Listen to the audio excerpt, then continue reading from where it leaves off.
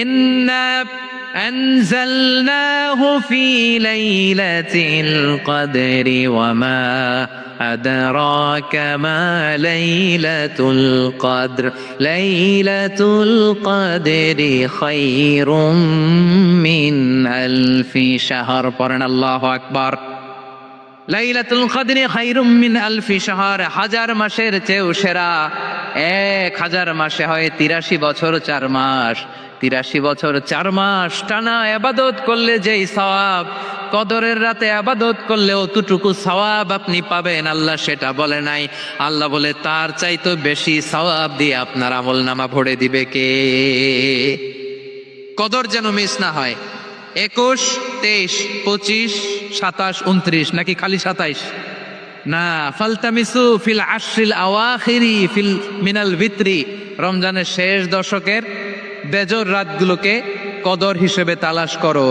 আল্লাহর হাবিব সাল্লাল্লাহু আলাইহি ওয়াসাল্লাম শেষ 10 দিন টানা ইবাদত করতেন, টানা ইবাদত। ইদা জাআল আশরু আহিয়াল লাইলা আইকাযা আহলা ওয়া জাদ্দা ওয়া শাদ্দাল মিজার, সারা রাত জেগে ইবাদতের নজির নবীজির নাই, শুধু রমজানের শেষ দশক ছাড়া। সুবহানাল্লাহ বলেন। নিজেও ঘুমাতেন না, ফাতেমা রাদিয়াল্লাহু তাআলা আনহু, আলী রাদিয়াল্লাহু তাআলা আনহু কাউকে ঘুমাতে দিতেন না, সবাইকে জাগিয়ে তুলতেন। আমরা সারা রাত জেগে ইবাদত করব, রাজি আছেন তো?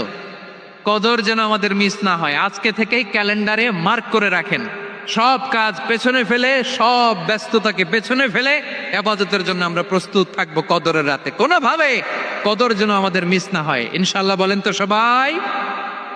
6 নম্বরে পারলে ইতিকাফ করবেন। আল্লাহর হাবিব সাল্লাল্লাহু আলাইহি ওয়াসাল্লাম প্রতি বছর 10 দিন ইতিকাফ করতেন।